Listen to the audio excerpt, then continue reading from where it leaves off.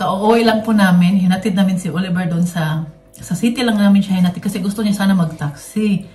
Sabi ko, Oliver, sayang ang pamasahe kasi galing dito sa amin papunta sa Plettenberg Bahnhof nasa mga 23 euro, minsan naabot pa ng 25 euro. Sayang din naman yun, no? At saka si Oliver, meron siyang 49 euro ticket na na pwede magamit sa bus at saka sa train. Ano na yun siya? Bali isang buwan na yun. Kaya kahit maghati pa kami sa taxi, no? Papunta doon kasi doon lang kami sa city. Tapos yung Bahnhof, yung train station kasi dito sa amin, pinakaunahan pa doon sa city. Malapit lang naman siya. Pero kung lakarin, may lalayo. Pero kailangan talaga magsakay. Dahil may mga bit-bit biya siya, no?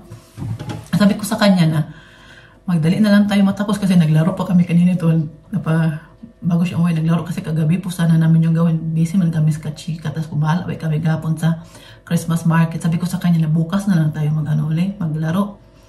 Kagabi, nagkwentuhan lang kami dalawa. Nag-inom kami itong Italian na hindi man siya makalasing. Kunti lang yan. Isa lang yung inom, patulog lang ba?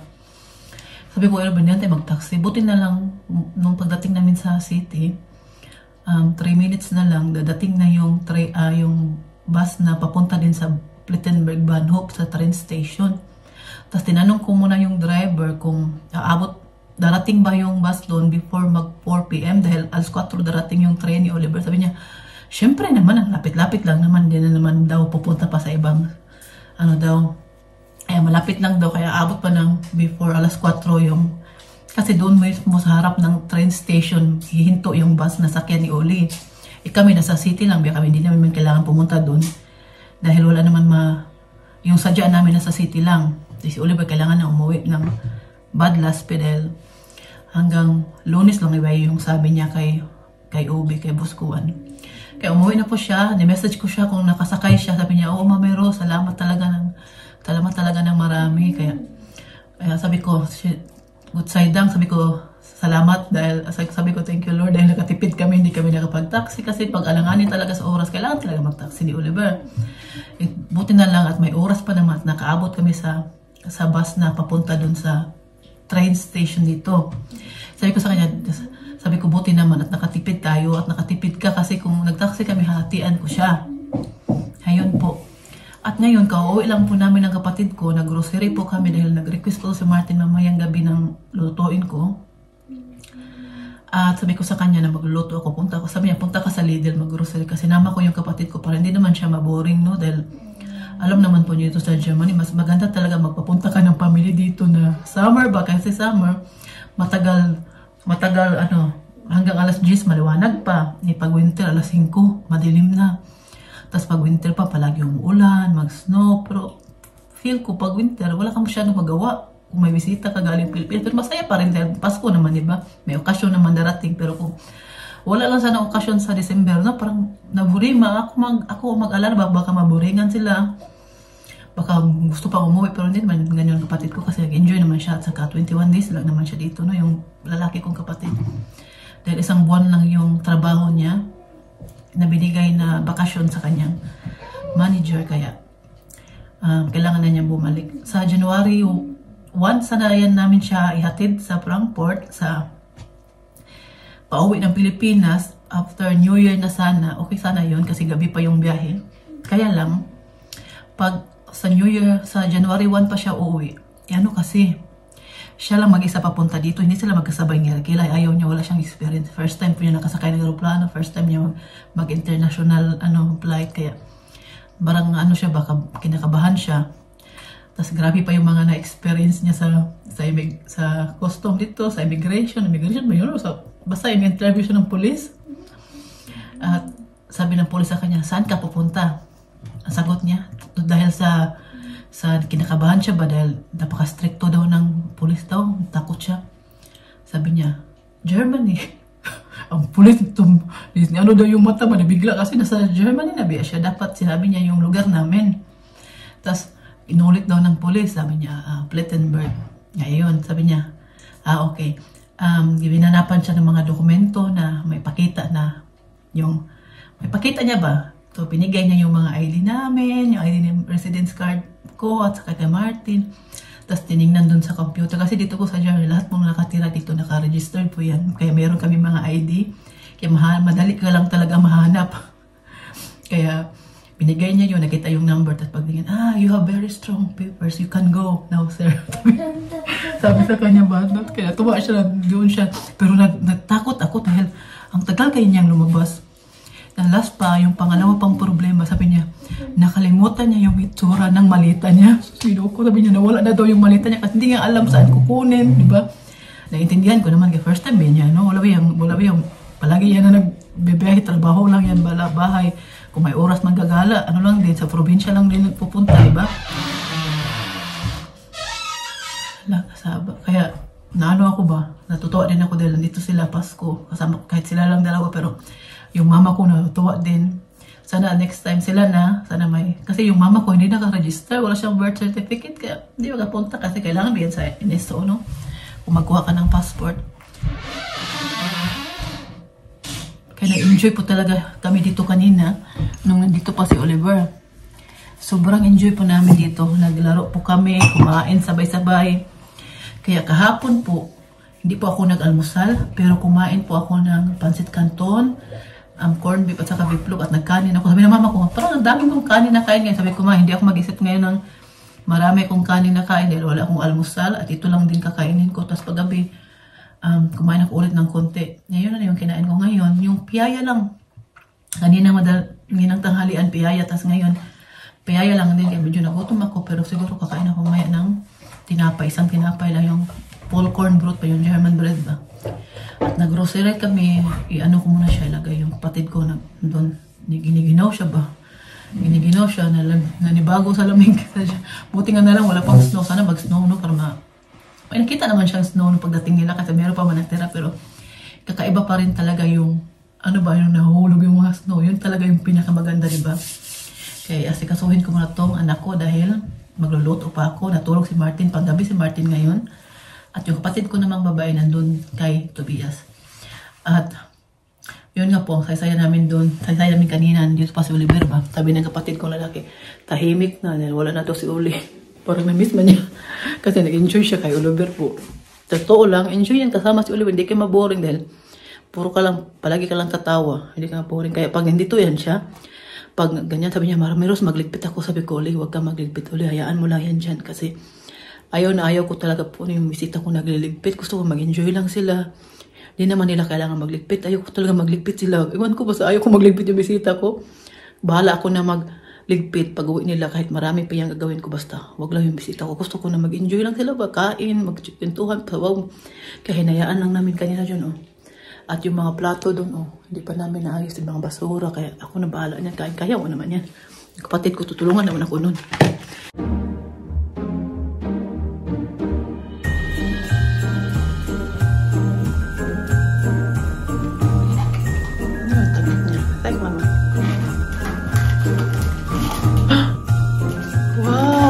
Was ist drin? 5 Stück. Oh, das ist wirklich mal. Wow. Ayan ko po siya ng kain po tayo ng biyaya. Ito mo kung wala pa akong tanghalian. Kinain ko kanina yun lang yung... ito lang yung kinain ko kanina din breakfast. Ito lang din yung kinain ko ngayon. Alas 5 na. Alas 5:30 na. Galing kami ng city ng kapatid ko. Natin na Miss Oliver. At nag-grocery kami pagkatapos. Ngayon, gutom ako. Ito lang kinakain ko. Wo hat ihr das gekauft? In Rossmann. Bili kitog na karon. Ha? Hindi mo na mga gidalitas. Hindi masyadong malamig ngayon. Kukunin na namin si Fiona. Late na naman kami. Mag-yaw-yaw na naman yun si Fiona. Tapon si Bigo. Ari ko tapon. Taga-kuha si Fiona. Hala. Kuyog yung uncle ko. Sundo. Tinuruan niya pa yung uncle niya paano. Ano ba? Oo, naman mga gidali gabi. Hindi na madlo ko umuwi.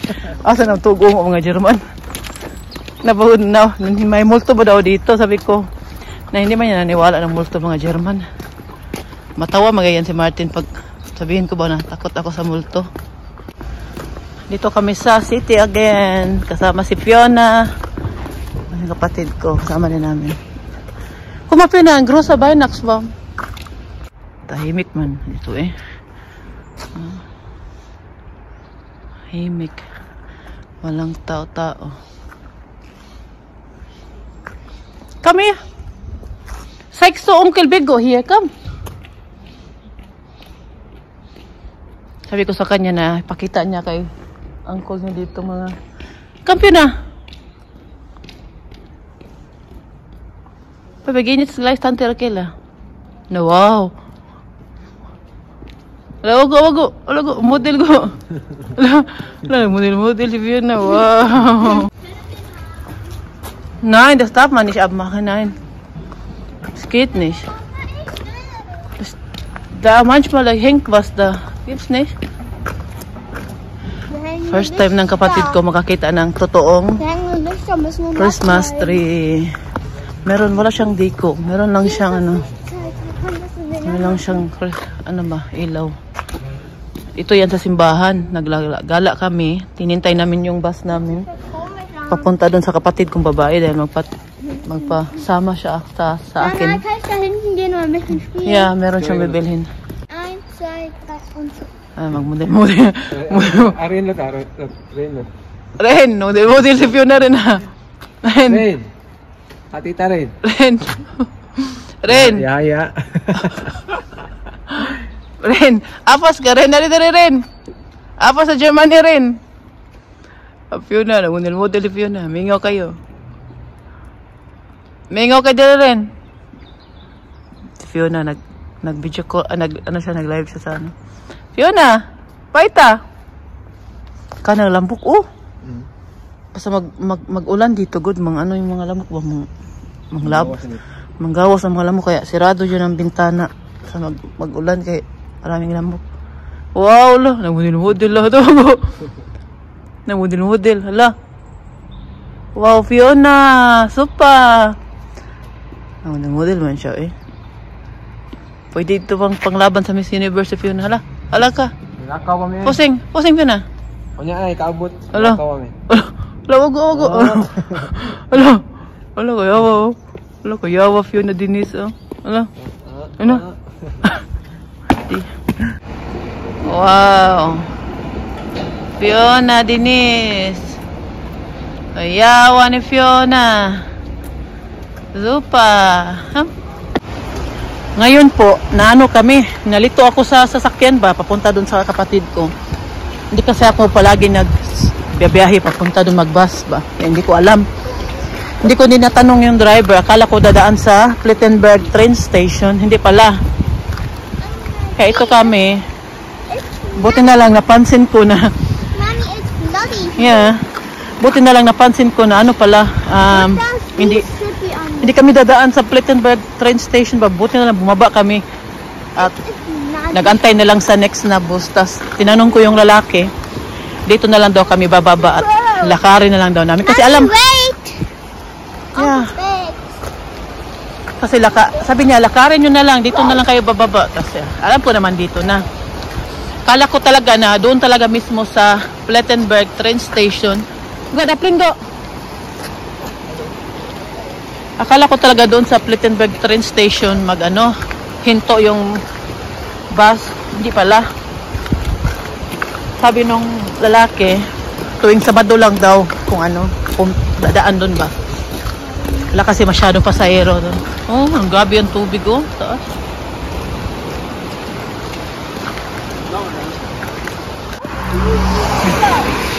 Punta na kami kay Raquel, malapit na. Ray, you need to ray. Go up and down. You need to go up and down. Wala kasing bus dito mag-stop ba kaya. Kailangan talaga maglakad. Doon lang sa Bahnhof lang. Doon lang sa train station maghinto. Tas dito na side wala kasi yung daan ba huot ang daan sa Bisaya pa huot.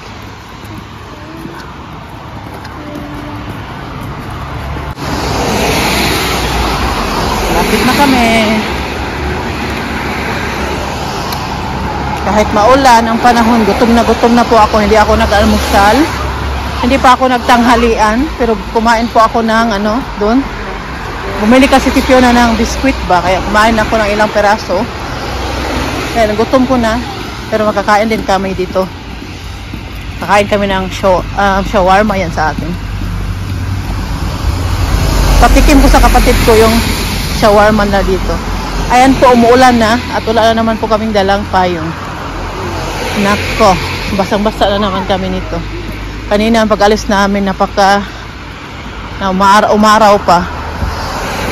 Yan, dito tayo sa bahay ni Tobias. Si Fiona, may pagka-joker talaga to si Fiona. May pinagmanahan talaga to siya. Enjoy yung kapatid ko sa kanya. Fiona, next to build some bida, Fiona. Ano na naman, active na naman itong bata na to. Come here. Yan na yung kapatid ko. Sama na namin siya.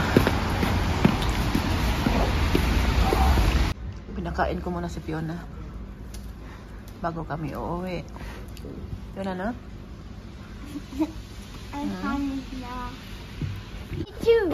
Pauwi na kami. Si Fiona. Si Fiona nag-i-English mayan siya kaya kakausap din yung kapatid ko. Pati si Philip at si Michelle. Mama! Where's last? Hast du Angst?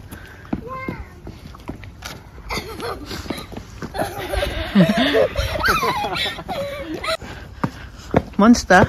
Yeah. Molto daw yung kapatid ko.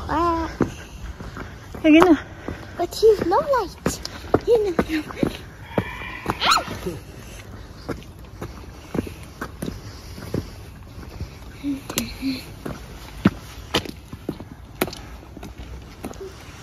Pauwi na kami. Malapit na kami sa bahay.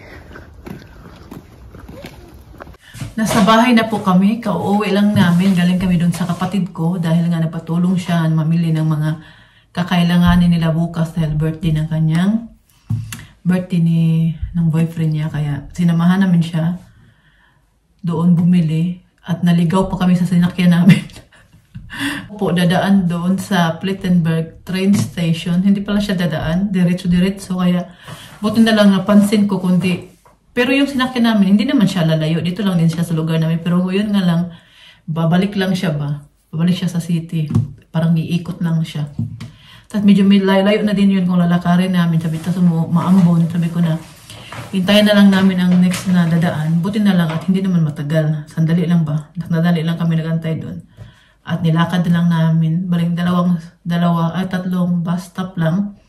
Doon kami bumaba at nilakad na lang namin papunta doon sa kanila. At pagdating ko doon, timing na, nagluto ng kanin yung kapatid ko. Grabe, ang gutom ko po talaga dahil yun po ang pinakauna na kinain ko ngayon. Sabi ko sa kanya, kakain sana kami doon sa train station doon sa labas. Yung kapatid ko, hindi pa tapos sa trabaho niya, nagtrabaho pa siya ba, kaya hinintay muna namin siya, nagkwentuhan muna kami ng kanyang boyfriend niya, at yung kapatid ko lalaki. Tapos sabi ko, timing na nagluto siya, may kanin siya, may century tuna din siya na maanghang, kaya kinain ko doon. Doon na yun na lang din kinain ko. Kaya nung papunta namin doon sa pinuntahan namin, si Fiona na lang at yung kapatid kong lalaki yung pinakain ko. Tapos natakot pala ako dahil may pumasok pa na lalaki, lasing siya. Tapos may dala siyang panungkod ba. Doon kasi kami malapit sa pinto umupo. Napansin ko na lang na galit siya. Hindi naman siya asing galit, parang may gusto siyang bilhin. Tapos sabi naman ng lalaki, anong sa kanya, order niya. Sabi naman ng tindero ba, sabi naman niya na, gusto ata niya bumili ng busis niya at lasing. Malata mo naman ang lasing no dahil yung mukha ba. Tapos may dala siyang sungkod ba, tapos din siya lumakad, parang ano ba. Tapos sabi niya, bibili siya. Sabi naman ng tindero, anong gusto niya, anong order niya na pagkain. Sabi niya, hindi ko kailangan ng pagkain. Kailangan ko ng iba yung bibili niya, iba yung ano ba. Yung bibili niya, wala doon. Ano ata yun, bibili niya, drugs ata yung bibili niya. Kasi yun na lang naintindihan ko, hindi ako sigurado ha. Parang trip-trip lang niya yun ba, para lasing kasi. Sabi namang lalaki, sabi na nung tindera, wala kami niyang ganyan dito. Pagkain lang yung tinda namin. Nasa maling nasa maling tindahan ka, sabi ng lalaki. Namimilit talaga siya. Sabi niya, sa'yo na yung pera ko, 100 euro. Basta bilhan mo lang ako. Pabilin mo lang ako. Sabi naman ng lalaki na, wala. Namimilit siya ba? Tapos yung lalaki, tatawag na ng pulis. Ako ba yan, no? Pag ganyan bagay, no? Matakot ako ba? Kaya hindi natin alam, baka may dala yung mga ano, no? Mag-away doon sa loob. Tapos hindi ka na makalabas kasi nasa malapit siya sa pinto. Tapos sabi niya na, Bibi, kunin mo yung pera ko, may pangbayad naman ako. Sabi niya, wala ka kaming tinda niya, ganyan. Yung tindero naman, nag-dial na siya ng pulis. Sabi niya, tatawag na ako ng pulis kasi hindi ka naniwala ayaw mong makinig. Sabi naman niya na, ng lalaki na lasing, bakit mo gagawin sa akin yan? Magtawag ka ng pulis. Buti na lang po na nakalma siya ba at hindi na niya kinulit talaga yung tindero. Siyempre, nakakatakot, no? Tapos, lumipat talaga kami ng upuan. Doon kami malapit sa toilet. Lipat kami ba dahil doon kasi kami malapit kung saan siya nakatayo. Natakot ako syempre. Yung kinainan pa namin na hold up na yung tindahan na yan ba kaya. Natakot ako. Syempre no, may dala akong anak. May mga kapatid ko pa nandyan. Kasama ko pa. Kaya lumabas kami. Trip-trip lang niya yun. Lasing siya. Gabi ng mga tao no. Ewan ko kung anong nationality yun. Hindi ko masabi kung German siya or hindi naman siya maitim. Ano naman siya? Mistiso naman siya pero may edad na. Nasa mga 50 na ata yun. Basta natakot talaga sa kanya. Sa labas pa lang kami noon. Hindi pa kami nakapasok doon. Sigaw ng sigaw siya sa labas. Palagi niyang tinatawag niya si Olap. kami lumingon kami ba? Kasi lakas ng boses niya. May tinatawag siyang Olap. Tulungan daw namin siya, Olap. Si Olap, hindi naman kami si Olap. Akala namin yung mga ibang tao doon. Yung tinatawag niya. Bigla talaga akong takot. Basta mga ganyang bagay po. Manervous po talaga ako ba dahil alam ko po kasi yung tindahan na yun, natulis na yun sila, na hold up na yun. Kaya natakot ako. Kaya lalaki naman na yung tindero naman, syempre natakot din siya. Mag-dial na sana siya ng pulis. Alam naman po yun dito, pag once nakadial ka na, nakausap mo na yung pulis, pupunta mo yan sila agad, no? Tapos sabi naman ng lalaki na lasing na, huwag mong gawin sa akin yan. Hindi na kita pipilitin. Sige, bibilhan na lang ako ng pagkain. Kumalma naman siya. Hindi na lang ng lalaki kasi hindi naman siya nagwala doon. Yun nga lang, bibili siya ng ibang bagay na wala naman doon. Buwang-buwang, no? Sabi ko talagang, trip-trip nila ba? Yung mga tao na nagtatrabaho ng maayos, ginugulo nila. Kung lasing sila, doon sana sila pumupunta sa mga lugar ng mga lasing din kasama nila, no? Hindi sa mga tao na nagseryoso sa buhay, nagtitinda, nagtatrabaho. Sila trip-trip lang, tas tinatakot pa nila. Siyempre, naintindihan ko yung tindero doon dahil kaya tumawag siya agad kasi natulis na hold up nga yung tindahan na yun. Kaya bigla po talaga ako. Takot, alam po na yung takot ko. Sabi ko sa kapatid ko, lipat tayo doon. Napansin din kasi ng kapatid ko na may nangyari kasi kahit hindi niya naintindihan, nararamdaman niya dahil nga malaki yung boses ng lalaki. Tapos narinig ko na lang na sabi ng tendero na mag-dial na siya ng 110. Tawag na ng pulis. Nabigla po talaga ako. Sabi ko, takot ko alam. Nakita lang po ninyo yung tsura ko. Matakotin po talaga ako. Sa totoo lang lalo ng mga ganyang bagay. Sino ba di matakot niya, no? Dala mo yung anak mo, hindi mo alam. Tapos wala ka nang madaanan na makalabas ka. Dahil doon nga siya nakatayo mismo sa harap kung malapit sa pintuan. Ito pa yung nabili ko sa pala. Bumili din ako ng mga diko. Ano pa akong nakita doon sa At ito talaga yung pinaka nagustuhan ko sa lahat na nabili ko ngayon. Tingnan po ninyo siya. Nilalagay natin dito sa lamesa. Naka-sale na siya ngayon, 199 euro na lang. Kasi ito, bumili na ako. Pero kailangan mo siya lagyan ng battery para ma-ilaw siya. Bakit? Itatry natin to. Pero hindi na. Maraming salamat po sa palagi panonood at walang sawang suporta po sa akin. Maraming salamat po sa inyo. Mag-iingat po kayong lahat. At bis morgen. Tschüss!